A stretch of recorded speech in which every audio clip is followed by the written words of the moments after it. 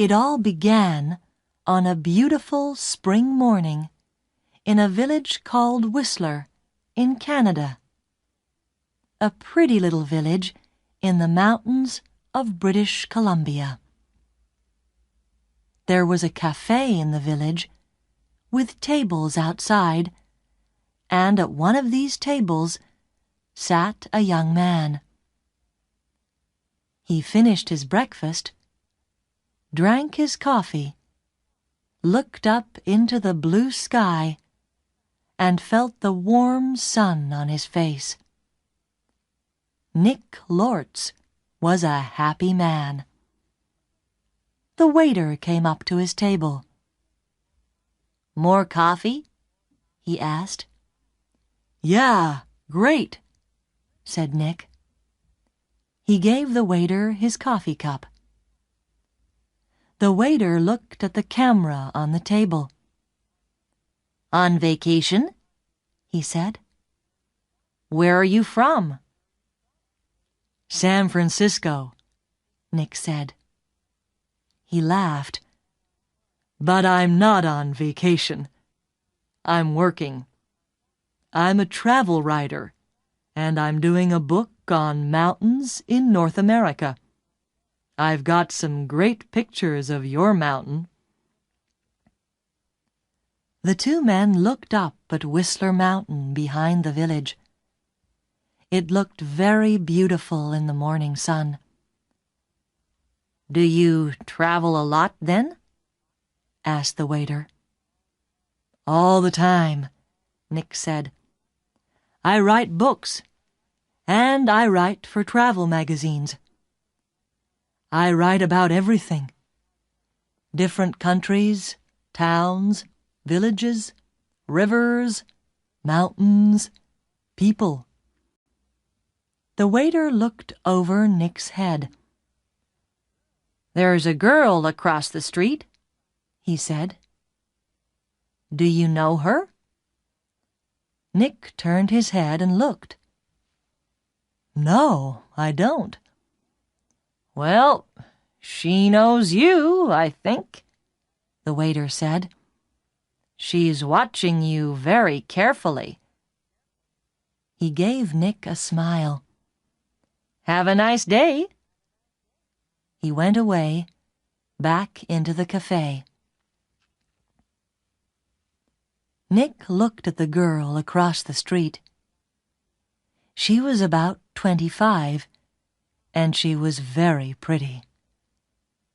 "She is watching me," Nick thought. Then the girl turned and looked in one of the shop windows.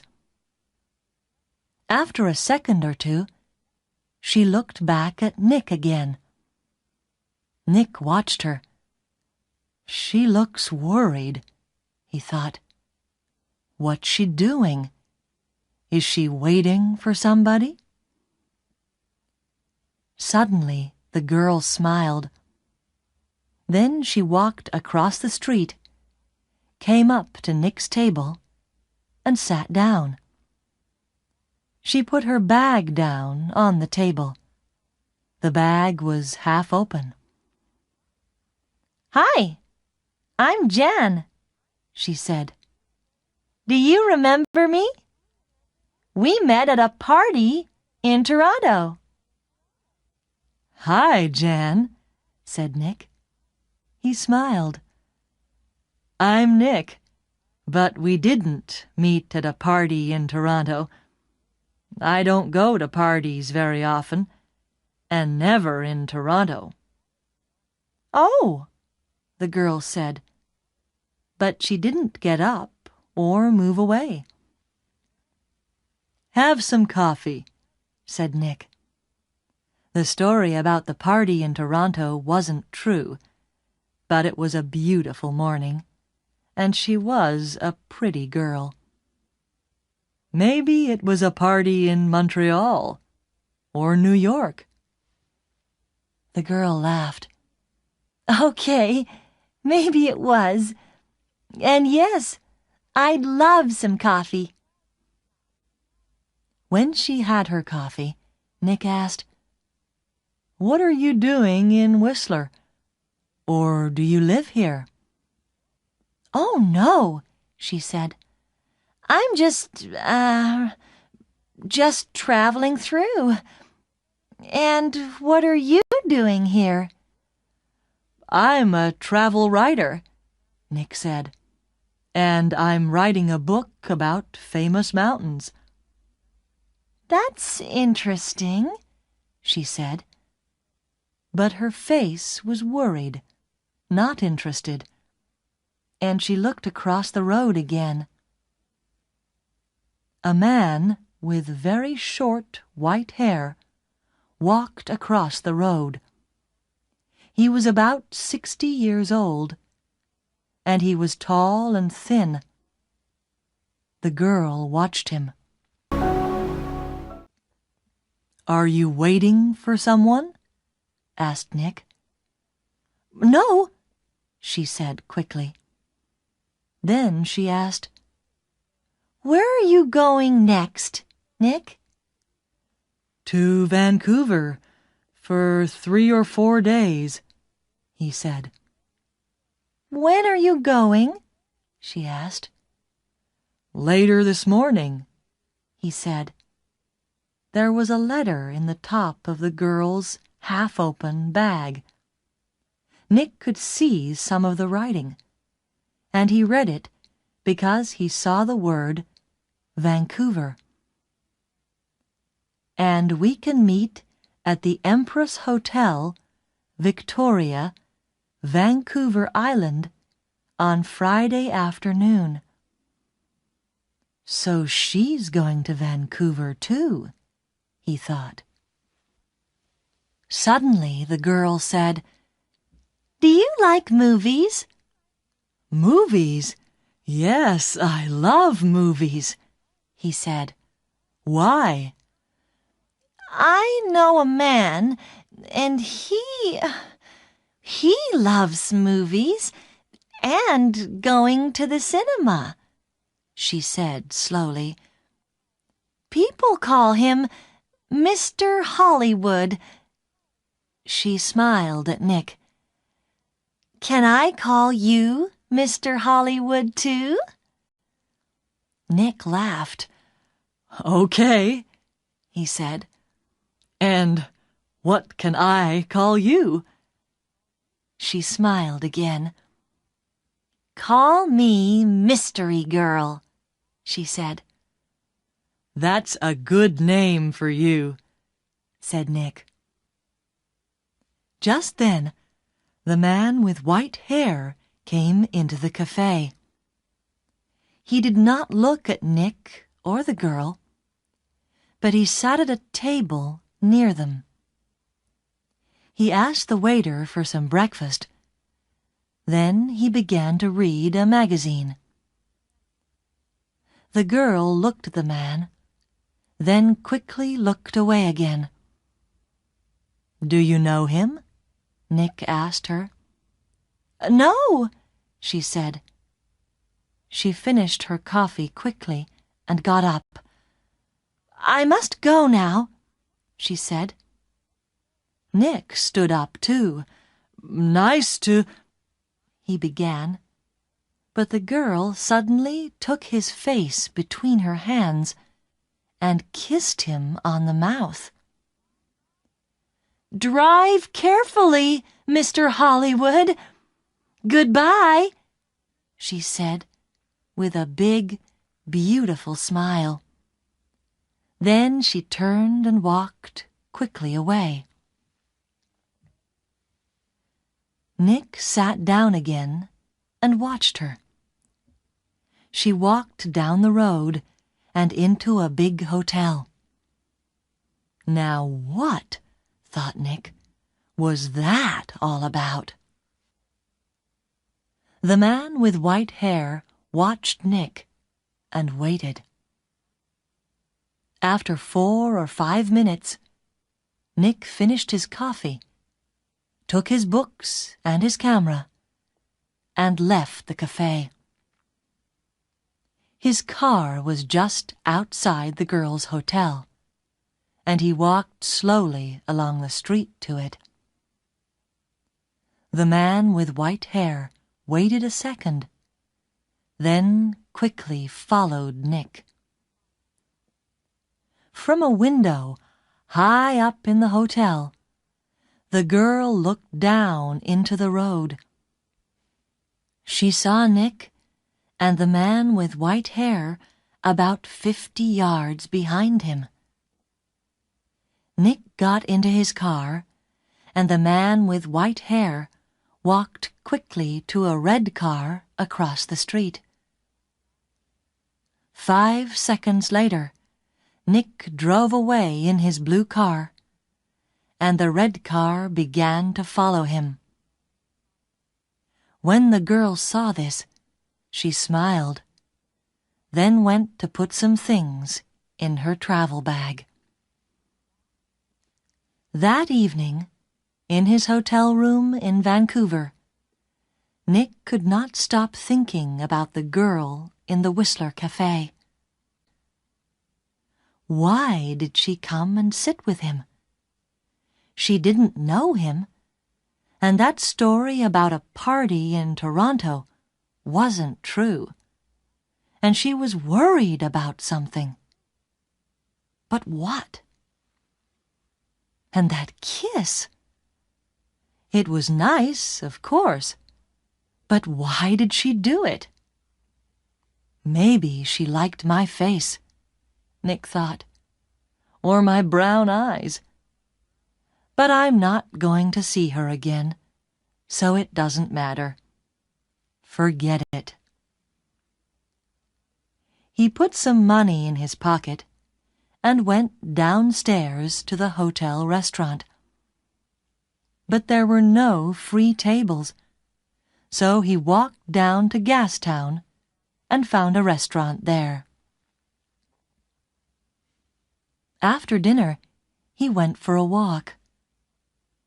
Vancouver was a friendly city, and Nick liked walking through Gastown and Chinatown, looking in the shops and watching the people. It was nearly dark now, and it was a busy time of the evening. There were a lot of cars and a lot of people. After a time, Nick began to walk back to his hotel. He came to a busy street and waited with a small crowd of people to go across. A tall woman in a blue dress stood next to him. She turned and smiled at him. "It's the first warm evening of spring," she said. "It's nice to be out after the long, cold winter." "Yeah," said Nick. "It's great. It's—" Suddenly, there was a hand in his back, and the hand pushed Nick into the road. Nick fell on his face in front of a big, green car. People screamed, but the green car stopped only inches from Nick's head. The woman in the blue dress ran into the road and pulled Nick to his feet. "Are you okay? What happened?" she said. The driver of the green car shouted angrily at Nick, but Nick did not hear him. "Somebody pushed me," he said to the woman. "I didn't fall. Somebody pushed me." "Pushed you?" said the woman. "Who? I didn't see anybody." Nick looked at the faces of the people near him, but he didn't know them. Then he saw a man's back. The man was tall and thin, and had very short white hair. He walked quickly away down the street, and did not look back. "Hey, you!" Nick shouted. "Wait!" But the man did not stop, and he was soon lost in the crowds. "Did he push you?" asked the woman in the blue dress. I don't know," Nick said. "Do you know him?" she asked. "I don't know his name," Nick said. "But I know that short white hair. Now where did I see it before?" The woman began to move away. "I must get home," she said. "Are you okay now?" "Yeah, I'm okay," Nick said. "And thanks. Thanks for your help." "That's okay," the woman smiled. "Be careful now." Back in his hotel, Nick sat on his bed and thought. It was an accident. Nobody pushed me. It was an accident. Nobody wants to kill me, and there are hundreds of men in Vancouver with white hair. It was 1 o'clock in the morning, but Nick couldn't sleep. He listened to the cars in the road, and he looked at the night sky through his hotel room window. Then he sat at the table and tried to write some more of his book about mountains, but he couldn't think about his work. He got back into bed. There were 4 or 5 magazines in the hotel room. They were not very interesting, but Nick sat in bed and opened one, and saw a photo of Mystery Girl. He looked at the picture very carefully. But yes, it was her. Jan, the girl from the Whistler Cafe. She was next to a man of about 50 or 55, and they were in the garden of a big, expensive house. They smiled at the camera, and they looked very happy. Canadian millionaire Howard Hudson and his daughter Meg, it said under the picture, at their home in Toronto. Meg Hudson, not Jan, not Mystery Girl. Meg Hudson, the daughter of a millionaire. Nick read it again. Why did she come and sit with me in the cafe at Whistler? He thought. Millionaires' daughters don't sit with strangers in cafes and then give them a big kiss when they leave. Why did she do it? What did she want? He thought back to the cafe in Whistler and the girl next to him at the table. Then he remembered something. He remembered a man at a table near them in the cafe. A tall, thin man, about 60 years old. A man with very short white hair. Nick didn't sleep much that night. The next day was Thursday. Nick stayed in his hotel room and wrote about mountains all morning. Then he drove to Stanley Park in the afternoon. He sat and read a book for an hour. Then he went for a walk under the tall trees. There was nobody here. It was quiet, and he could walk and think. He thought about Meg Hudson and about the man with white hair. Did he know Meg Hudson? Did she know him? He remembered Meg Hudson's last words. "Drive carefully, Mr. Hollywood." Why did she say that? Why did she call him Mr. Hollywood? He didn't understand any of it. Suddenly, he heard a noise. He stopped. That was a gun, he thought. There's somebody in the trees with a gun. There it is again.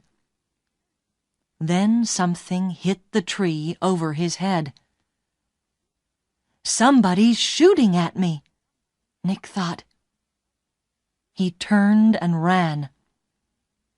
And somebody began to run after him. Nick ran through the trees. There was no sun in here, and it was half dark. And there were no people. Nobody to help him. I must get to my car, Nick thought. Find some people. The police. He ran on. He could still hear the gunman behind him, so he ran faster. After 3 or 4 minutes, he stopped and listened. Nothing. It was all quiet. Nick was afraid. What's happening? He thought. Why is somebody shooting at me? First a hand pushes me in front of a car, and now somebody's shooting at me. He waited another second or two, then walked quickly back to his car. He was very careful. He looked and listened all the time. But nobody came out of the trees, and nobody shot at him. Then he saw people. Women with young children, some boys with a football, 2 men with a dog. He began to feel better. Nobody can shoot me now, he thought. Not with all these people here. 10 minutes later, he was back at his car. There was a letter on the window. Nick read it. It said, "I'm going to kill you, Mr. Hollywood." Nick drove to the nearest police station. He waited for half an hour. Then a tired young policeman took him into a small room. Nick told his story, and the policeman wrote it all down. "So, what are you going to do?" asked Nick. "Nothing," said the policeman. "Nothing?" said Nick. "But somebody shot at me, and—" "Mr. Lords," the policeman said tiredly, "how many people are there in this town with guns?" "I don't know," said Nick, "but you didn't see the gunman. Was it a man, a boy, a woman? Color of eyes? Long hair? Short hair? You don't know, because you didn't see anybody. Maybe it was an old girlfriend. Maybe somebody doesn't like your travel books, Mr. Lords." "But what about the man with white hair in Whistler?" said Nick. "The girl, Meg Hudson, called me Mr. Hollywood in the cafe, and this man heard her. And now I get a letter to Mr. Hollywood on my car. Who is this Mr. Hollywood? We all want answers to our questions, Mr. Lortz, the policeman said. But we don't always get them. Questions, but no answers. Nick walked out of the police station and drove to his hotel. He was angry and afraid. How did the man with white hair find me in Vancouver? He thought. Did he follow me from Whistler? Is he following me now? Maybe he's staying at my hotel too. In the next room. With his gun. Nick stopped his car in front of the hotel. He looked carefully before he got out, but there was nobody with white hair near the hotel. He half ran through the hotel doors and went to the desk inside. I'm looking for a man with very short white hair, he said to the woman behind the desk. He's staying here, I think. He's about 60 years old, and he's tall and thin. The woman did not look very interested. There are a lot of visitors in the hotel, she said. Do you know his name? No, I don't, Nick said. He's, a friend of a friend, you see. He arrived in Vancouver yesterday, and I must find him. It's very important. Please help me. The woman looked at him.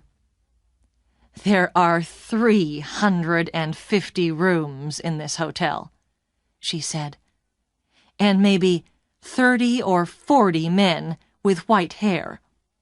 How can I remember all their names?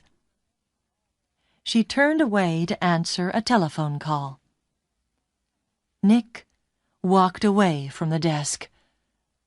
A drink, he thought. I need a drink. He went into the hotel bar, got a drink, and sat down at a table. So, what do I do now? He thought. And then he remembered something. A letter in the girl's half-open bag in the Whistler Cafe. And we can meet at the Empress Hotel, Victoria, Vancouver Island, on Friday afternoon. And tomorrow was Friday. I'm going to Victoria, on Vancouver Island, he thought. To the Empress Hotel. Nick had dinner in the hotel that evening. He finished eating and got up from his table and saw the man with white hair. Nick moved quickly. The man was at the hotel desk. Nick could see the white head above the other heads near the desk. "Excuse me," said Nick. He pushed past the people in the hotel restaurant. A small boy ran in front of him, and Nick ran into him. The boy and Nick fell down on the floor. The boy began to cry. "Hey!" said a woman behind Nick. "I'm very sorry," said Nick. He got up and helped the boy to his feet. "Are you okay?" he asked the boy. "Be more careful next time," said the woman. Nick moved away quickly, but when he looked back at the hotel desk, he couldn't see the man with white hair. he pushed through the crowd of people. "That man!" he shouted at the woman behind the desk. "That man with short white hair! Where did he go?" The woman looked at Nick. "Mr. Vickers," she said. "I don't know."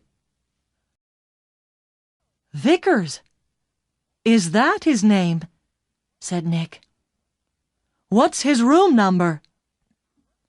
"I'm sorry, I can't tell you that," the woman said. "But I need to—" began Nick. The woman turned away to answer the telephone. After a second or two, Nick went upstairs to his room. Vickers, he thought. Does Meg Hudson know Mr. Vickers? I need some answers, and I need them quickly. Tawasin was about 23 miles south of Vancouver.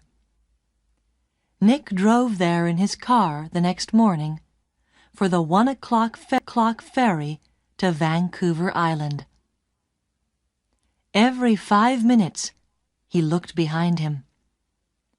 The road was busy. Black cars, white cars, red cars, green cars.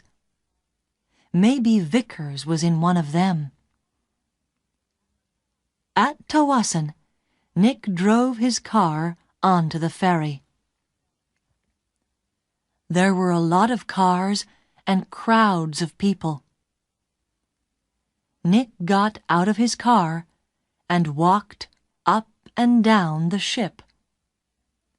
He looked for a man with white hair, but he didn't see one. Soon the ferry began to move, and Nick felt better. He found the ferry restaurant and got something to eat. More people came in.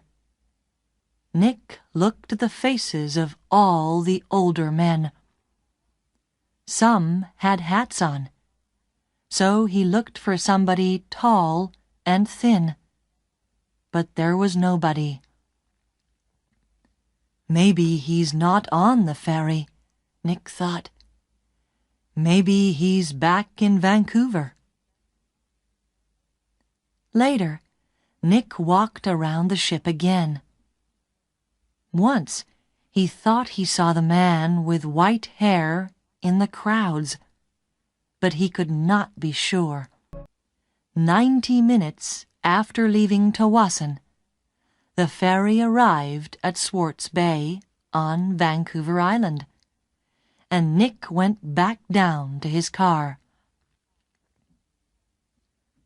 Swartz Bay was 20 miles north of Victoria. Nick drove quickly, and again looked behind him every 4 or 5 minutes. Once, he saw a red car about 200 yards behind him. Did I see that car on the road from Vancouver to Tawasin? He thought. He drove more slowly, but the red car still stayed 200 yards behind him, and Nick couldn't see the driver's face or hair. Soon he was in the busy streets of Victoria, and Nick didn't see the red car behind him again. Victoria was a city of gardens and beautiful old buildings. Nick liked Victoria very much, but today he wasn't interested in gardens or buildings. He found the Empress Hotel, went inside, and walked across to the desk. "Can I help you?" a young man asked Nick. "I'm meeting a friend here this afternoon," said Nick. Miss Hudson." "Hudson," said the young man. "Wait a minute." He went away and came back. "Sorry, but there's no Miss Hudson staying here." Nick took something from his pocket. It was the photograph of Meg and her father, from the magazine. "This is her," he said. The young man looked at the picture. "Oh, right. You mean Howard Hudson's daughter," he said. "She's not staying here, but I saw her 10 or 15 minutes ago. She was with somebody, a man. He asked me about the tea room." "The tea room," said Nick. "Where's that?" The man with short white hair was tired.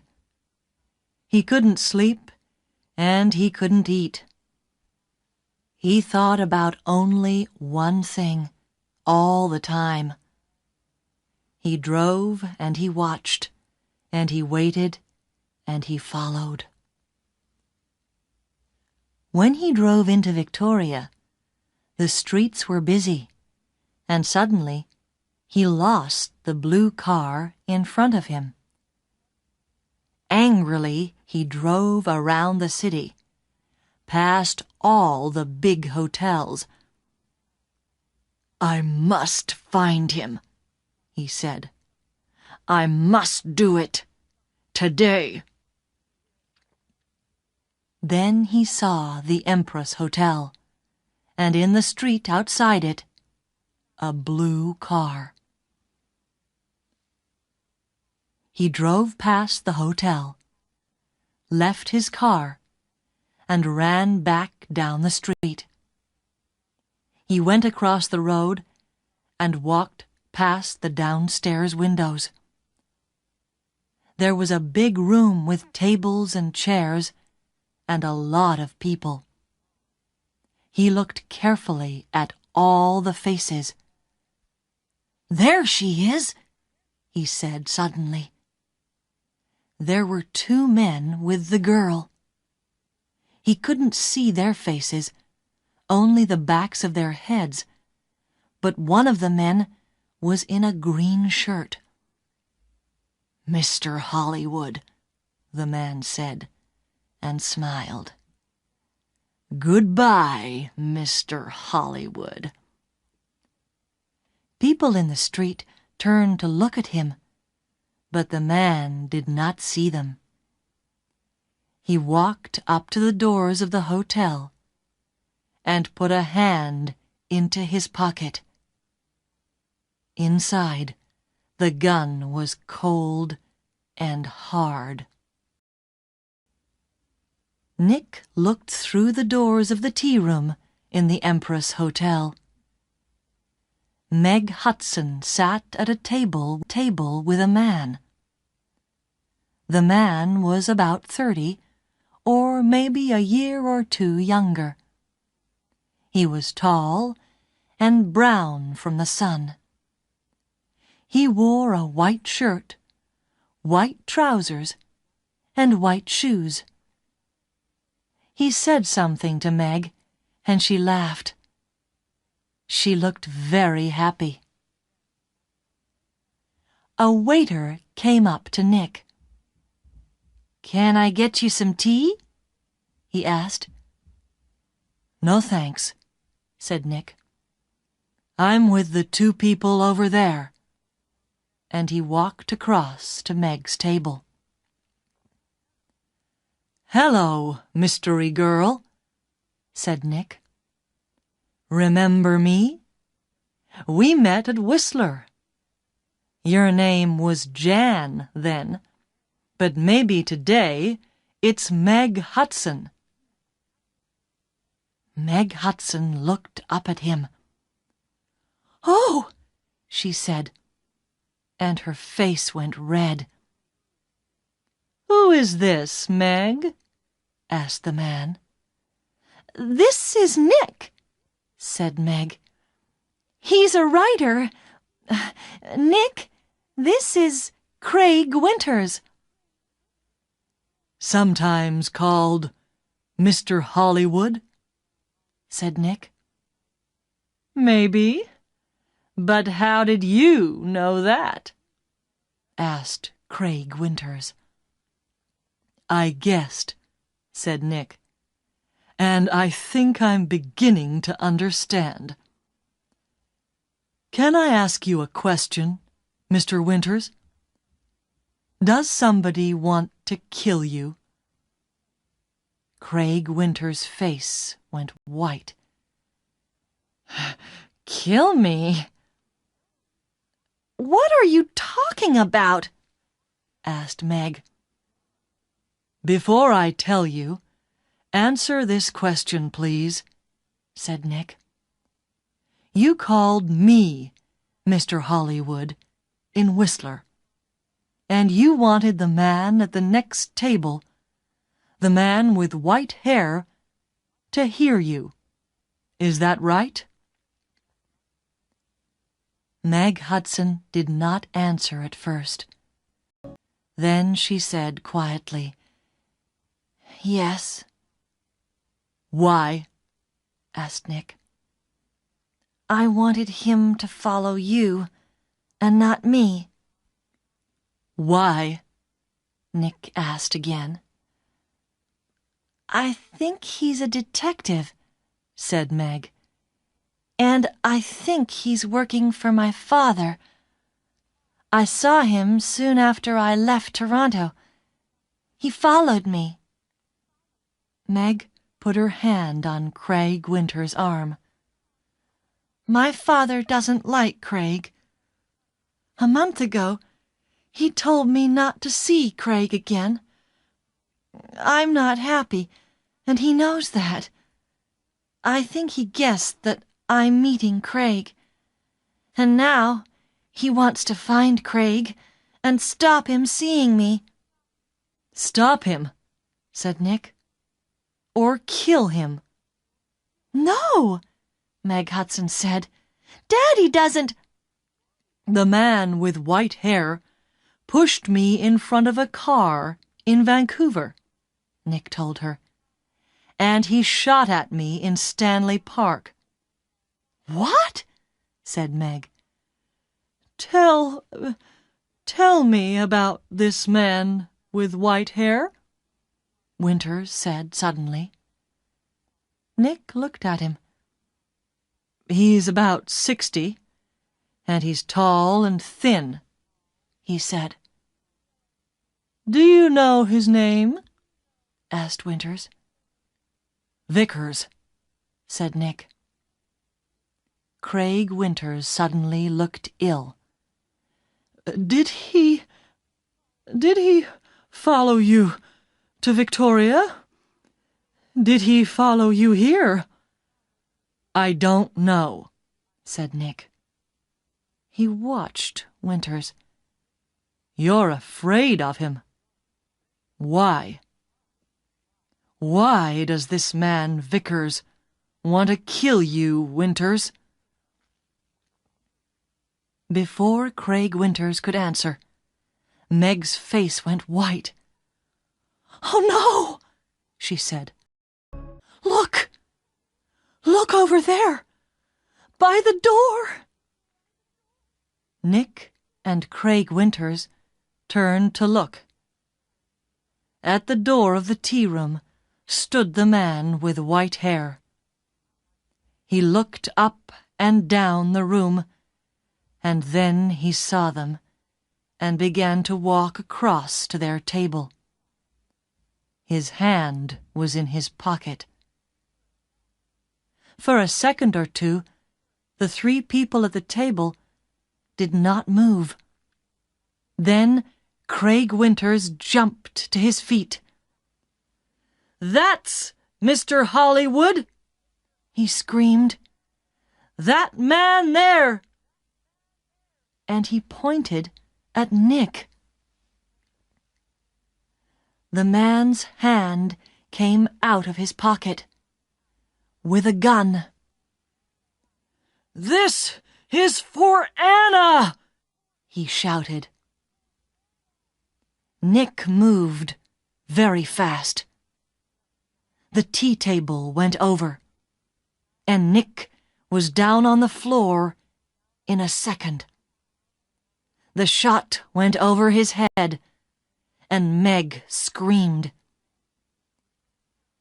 At the same time, Craig Winters shouted out and put a hand on his arm.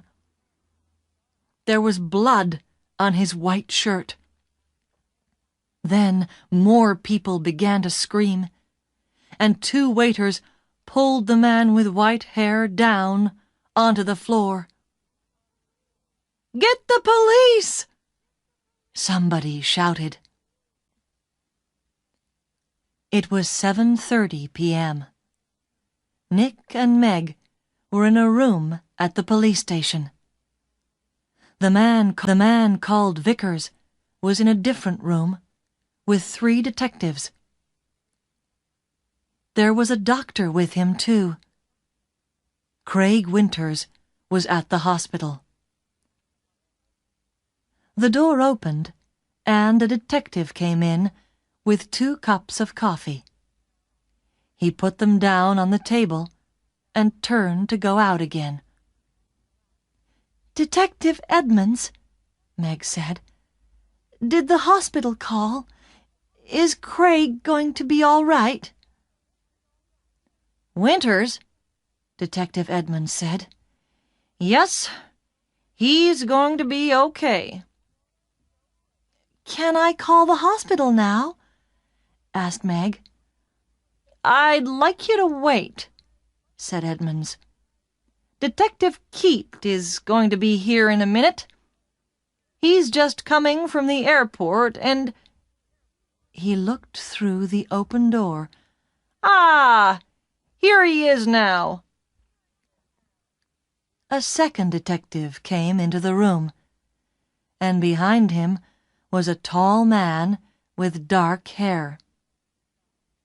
Meg stood up quickly. "Daddy!" she cried. "What are you doing here?" "The police called me," said Howard Hudson, "and I flew here at once. Detective Keat met me at the airport. Now sit down, Meg. I want you to listen to me." He did not look at Nick. Meg sat down, and her father took her hands. "Meg, last week Johnny Vickers came to my house. He wanted to talk about his daughter. You remember Anna, Meg? 3 months ago, she jumped off a bridge in Boston and died. She was young, beautiful, rich, and she didn't want to live. Why?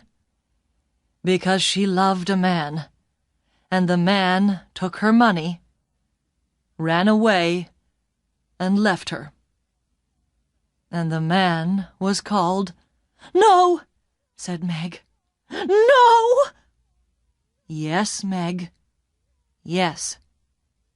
He was called Mr. Hollywood." "No!" shouted Meg. She began to cry. "That's right, Miss Hudson," said Detective Keat quietly. "To you, he gave the name Craig Winters. When Anna Vickers knew him, he was Carl Windsor. But he liked all his girlfriends to call him Mr. Hollywood. He took nearly $50,000 from Anna Vickers, and there was a girl before that." "No, it's not true!" Meg shouted. "It is true, Meg," said her father. "Winters, Windsor, gets all his money from rich men's daughters. Johnny Vickers loved his daughter. He went to her house in Boston after she died. He read her letters and learned about the money and the name Mr. Hollywood. And when he came to my house, I told him about you, Meg. I said, my daughter's got a new boyfriend, and she calls him Mr. Hollywood. I don't like him, but I can't stop her. She's going away to meet him next week, I think. What can I do? Johnny put his hand on my arm, and he said, don't be afraid for your daughter. I'm going to find that man and stop him. Meg said nothing. Her face was very white. For a minute or two, nobody spoke. Then Detective Edmonds said, Vickers told us all about it, Miss Hudson. He followed you to Whistler and saw you with... Nick began to understand. With me, in the cafe, and Meg called me Mr. Hollywood. Howard Hudson looked at Nick. You're the travel writer guy, right? Lortz. Nick Lortz, said Nick. Vickers nearly killed me. He shot at me twice, and... But Howard Hudson was not very interested in Nick. He looked at his daughter again. How much money did you give him, Meg? He said. I gave him $25,000, said Meg. Only for 2 or 3 months, he said. Then he... She began to cry again. Well, you can say goodbye to that money, said Hudson angrily. What's going to happen to Vickers? Nick asked Detective Edmonds. Hospital, I think, said Edmonds. Okay, he shot at you, and about 50 people saw him. But he's not a well man. The doctors are going to put him away in a hospital. Howard Hudson stood up. Okay, Meg. I'm going to take you home. My plane is waiting at the airport. Meg followed her father to the door. Then she remembered Nick and turned. I'm sorry, she said. I got you into all this. I called you Mr. Hollywood. That was wrong. But I didn't know. It's okay, said Nick. You know everything now. And it's better to learn it now and not later. $50,000 later. Nick took the evening ferry back to Vancouver. He was tired and hungry, so he went down to get some dinner in the ferry restaurant. The restaurant was busy, and there was only one free table. Nick sat down quickly and began to eat. I must get back to work tomorrow, he thought, and forget about millionaires' daughters and men with guns. Excuse me, somebody said. Can I sit with you? Nick looked up. There was a pretty girl next to his table. He got up. It's okay, he said. You can have this table. I don't want it." And he began to move away. "Please don't go," the girl said. "Stay and finish your dinner." She smiled at him. It was a nice smile.